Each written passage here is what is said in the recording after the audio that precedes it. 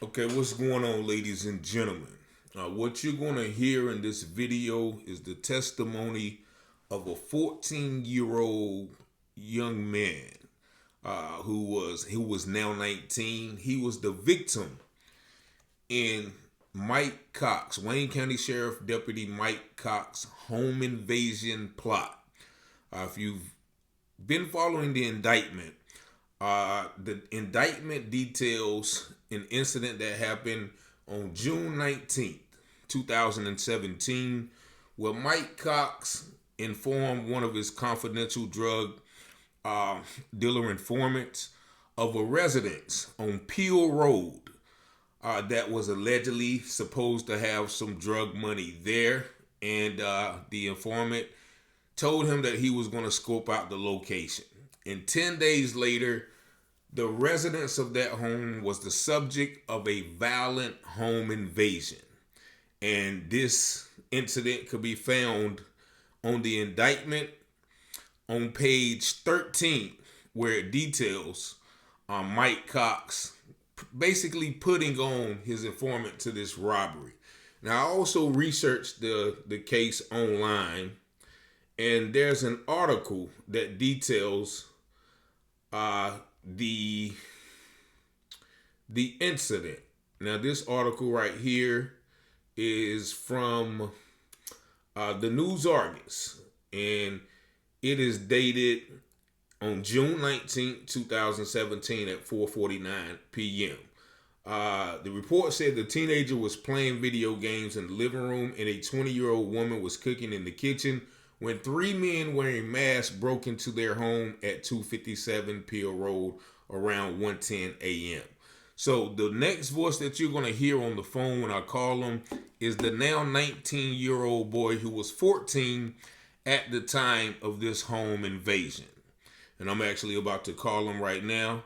But let me give you a little detail of the incident. The report said the 14-year-old was pistol whipped in the face, and the three men, each of them wore masks, and they asked where the money was. The men then allegedly pistol whipped the 20-year-old on the right side of her head and again asked where the money was. One of the men allegedly struck the woman again, and her head hit one of the burners on the stove. According to the report, the three men then ransacked the residence and fled in a small white SUV. They got away with $650 in cash and a drone valued at $800, according to the report.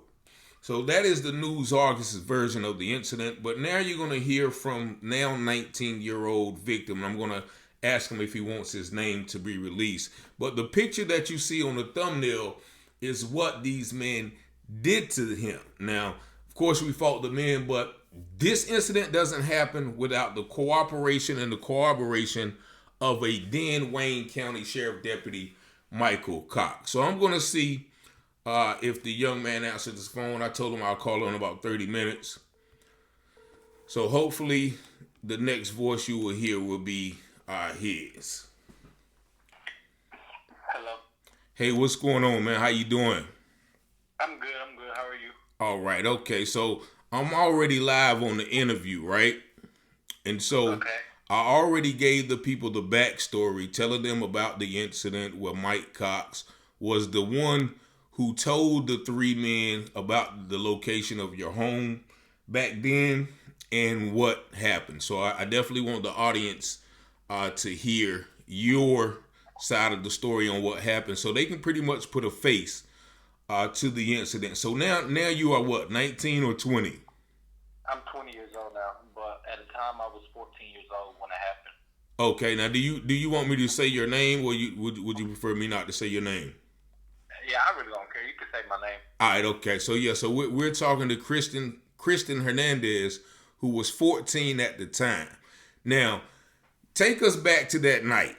You were 14 years old. And who was home at the house that day?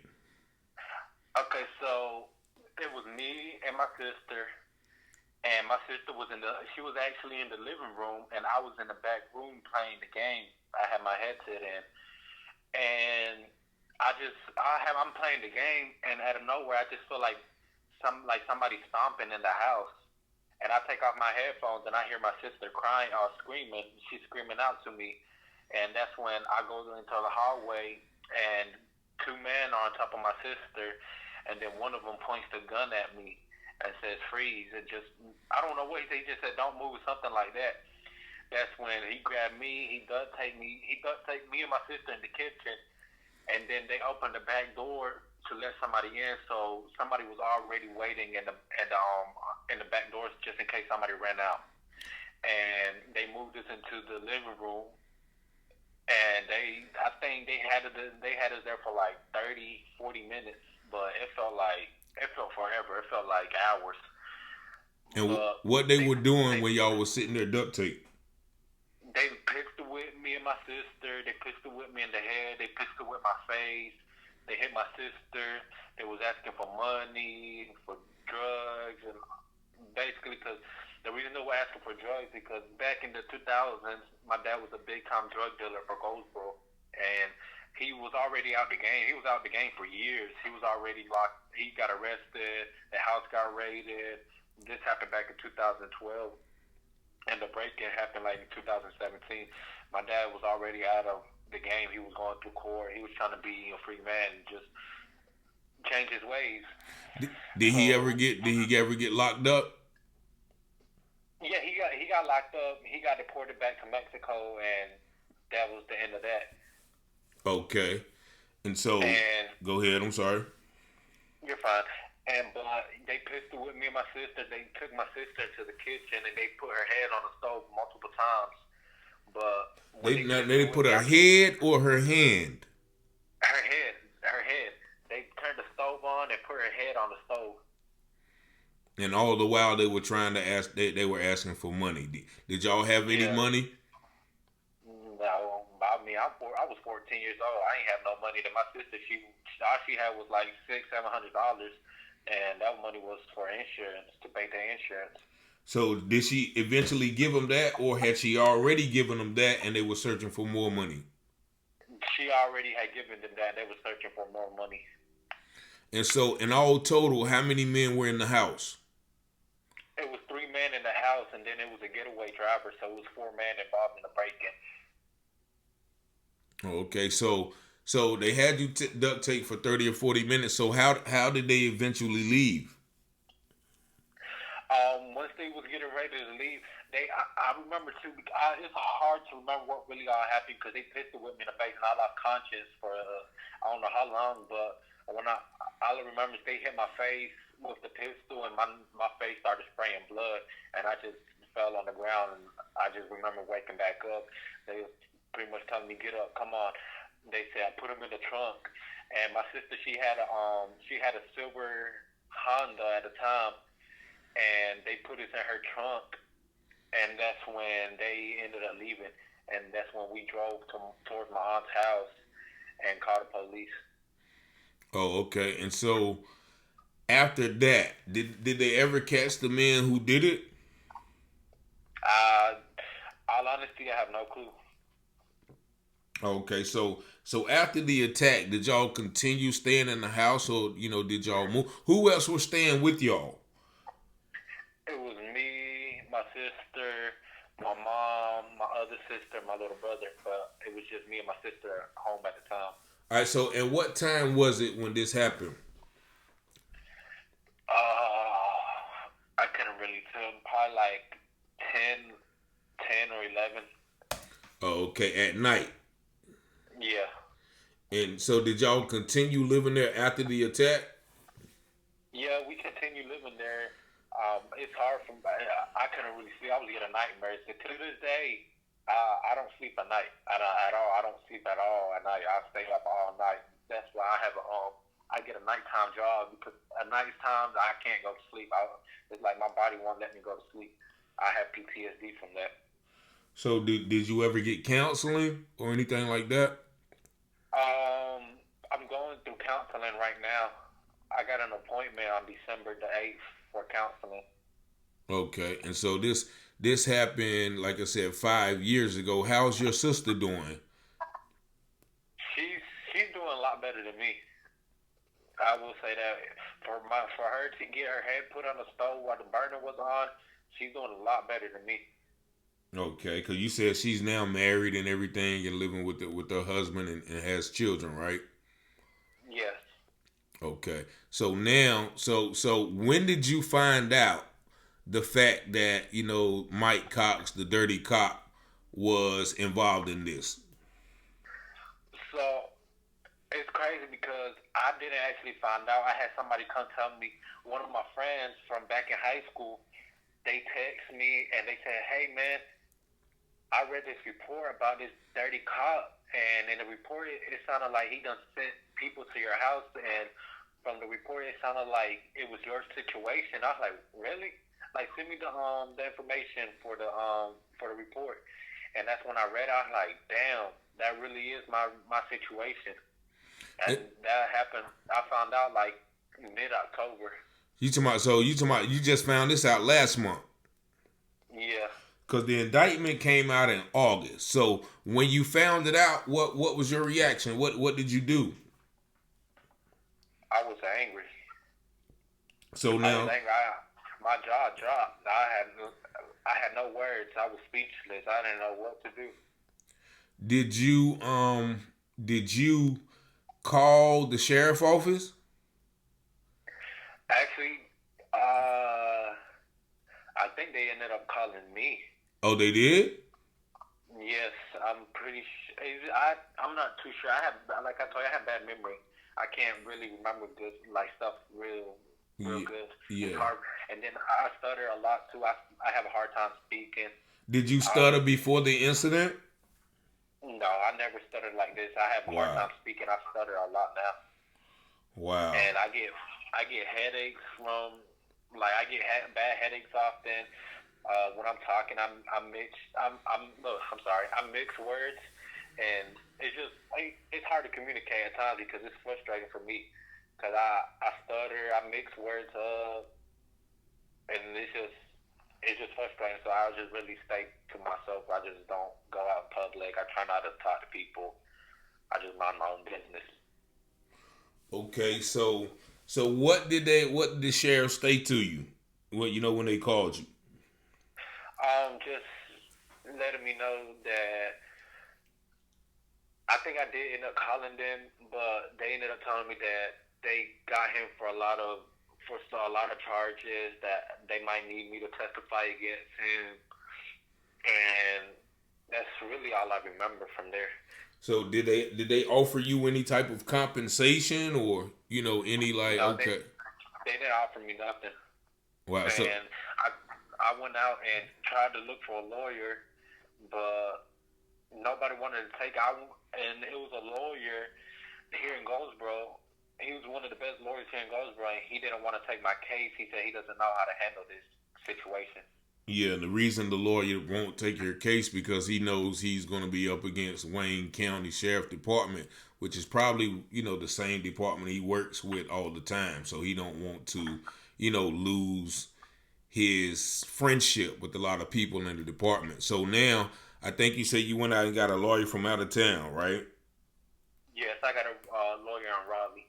Oh, okay. So he's helping you out with I guess seeking a lawsuit from this case. So going back to the night though, right? So what was going through your mind, during that time? I know it's probably hard to remember or hard to take yourself back, but when did you think they was gonna kill you? Did they ever say they was gonna kill you? They threatened to kill us, and I was telling them kill me, leave my sister alone. That's brave, man. That's brave. Yeah, I'm sorry. I'm getting a little emotional right now because I'm just thinking about the fear I've seen in my sister's face.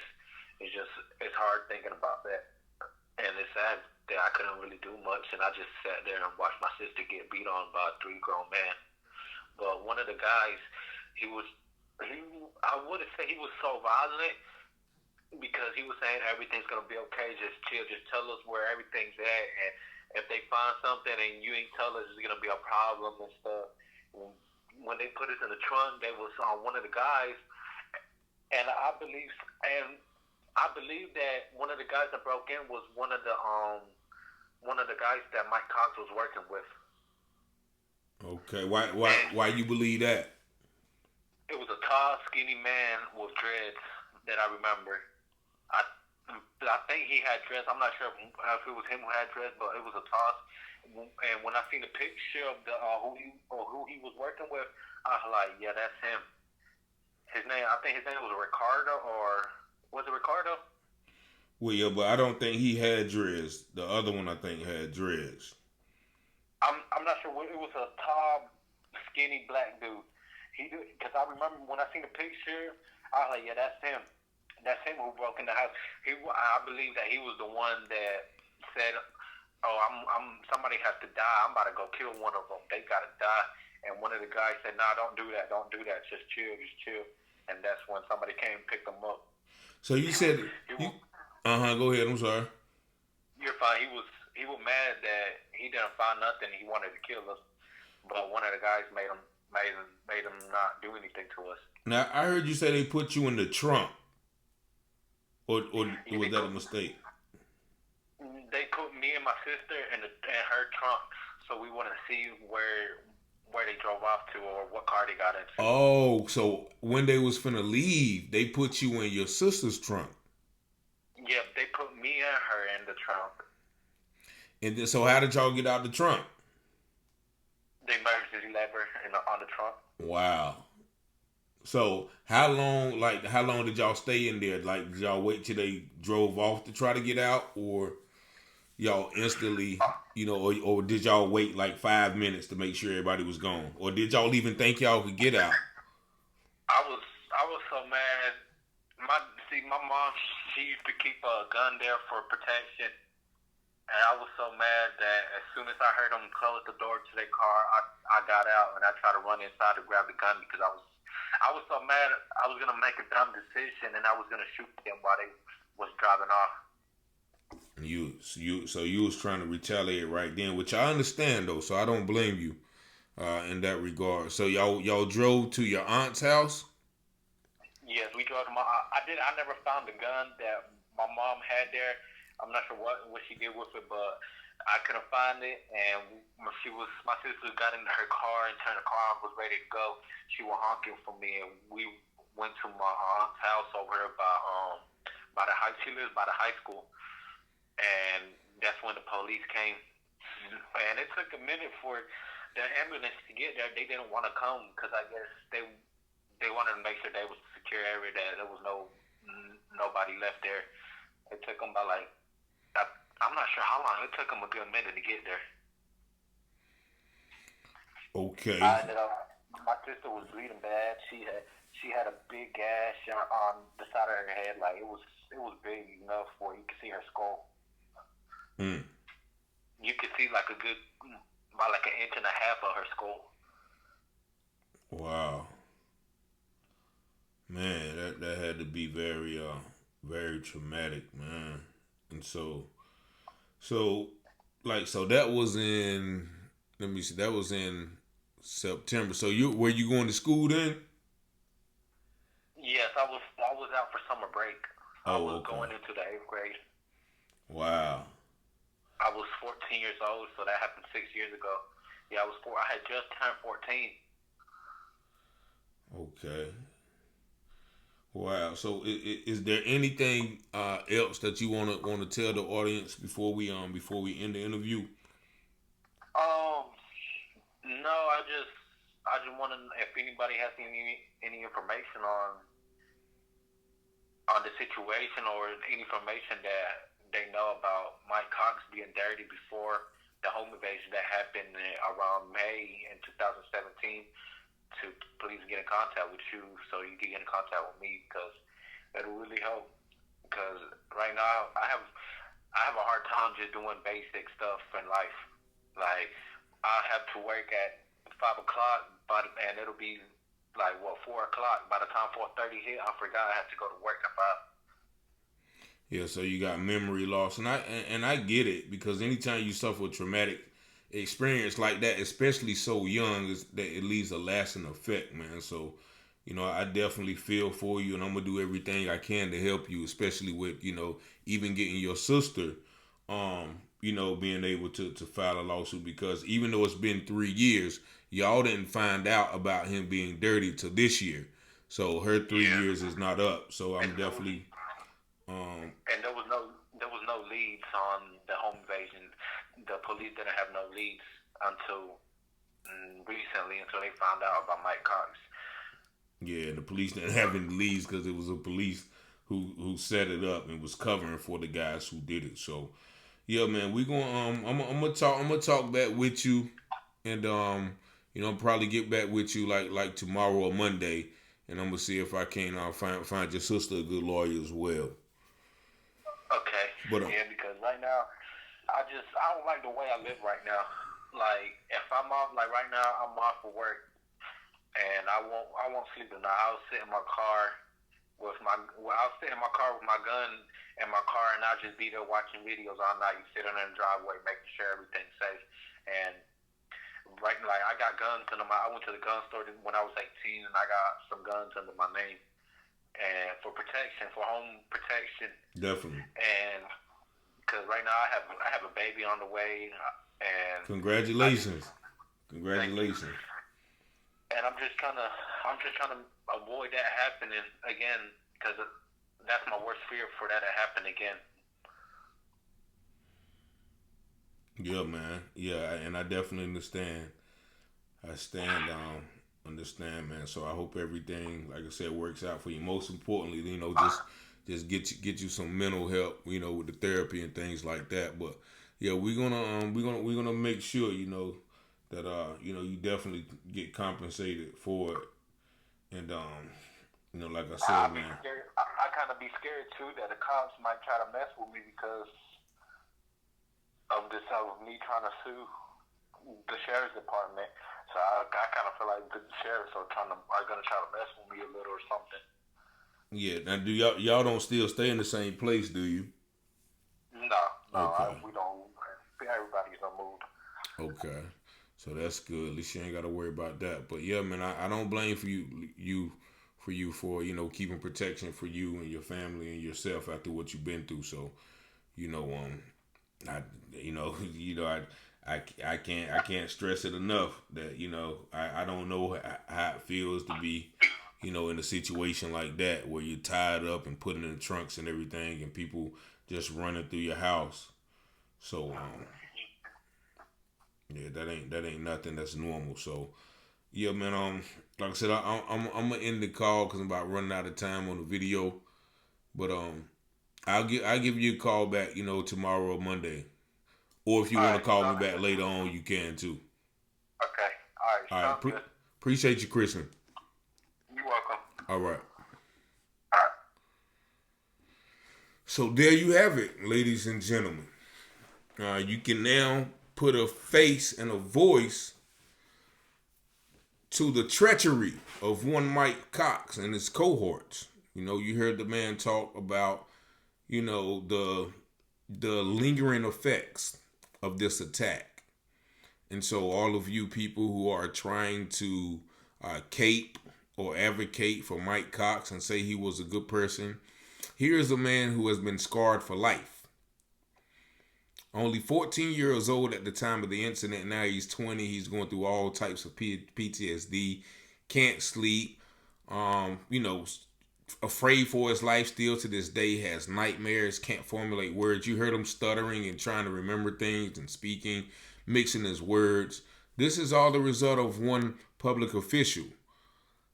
If it had not been for his dropping, as the indictment says, as him dropping, it said he dropped a pinpoint location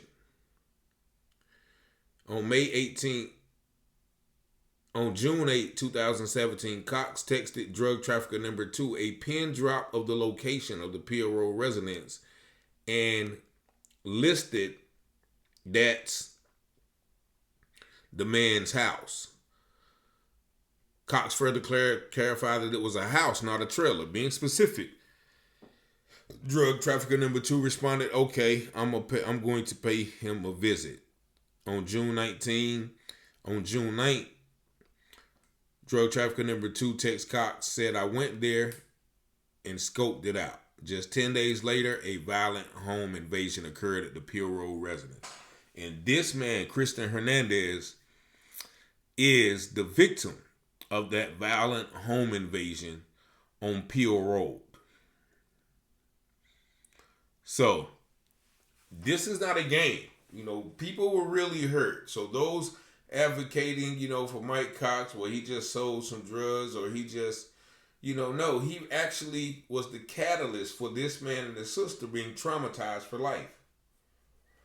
And possibly could have been killed if, the men may have found a lot of money that they didn't tell him about. When you're in that moment as a criminal, because I've studied many of these cases that, sometimes things just happen when you're in that heat of that moment, when you're in the heat of that crime, and you just take it too far. What if one of those men would have taken it too far, and him or his sister, or possibly another family member, if they were home, would have been hurt. So that's why this case with Mike Cox is so serious. That's why these things need to be exposed. That's why I was happy when the young man reached out to me, because once again, he just found out about this in October, only a month ago. And the only reprieve, the only recourse, the only conversation that he had with the Wayne County Sheriff Department is they want him to testify against Mike Cox. Why not offer him some counseling? Why not offer him some compensation? Why would he have to get a lawyer and file a suit? The Wayne County Sheriff Department should automatically, without having to file a suit, offer that man and his family some reprieve, some restitution. Ain't that what criminals pay when they go to court? Some restitution. It's documented in a federal indictment that Mike Cox set up this robbery home invasion. Conspiracy. The man should never get out of jail, if you ask me.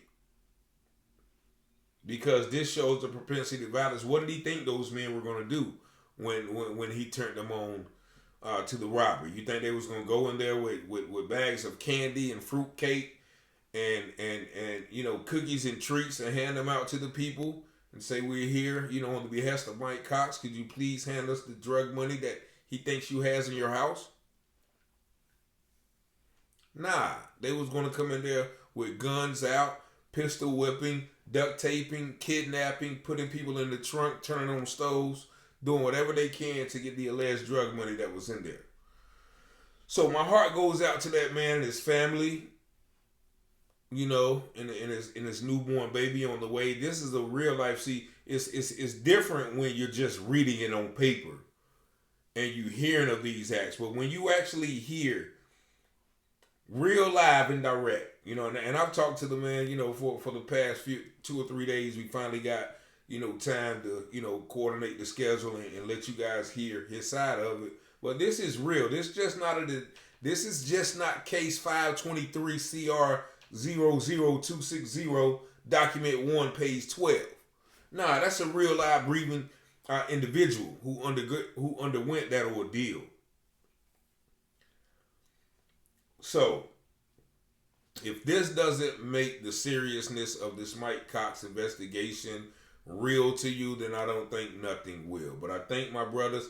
Also, I thank you guys for listening and tuning in each and every day. I appreciate all the love and the appreciation that, that I've been being shown, for bringing these interviews and, addressing these topics that, a lot of people will not undertake or forego to address. So I thank you. Most of all, thank God for, just allowing me to be here. Tomorrow I'll be celebrating 4 years of sobriety.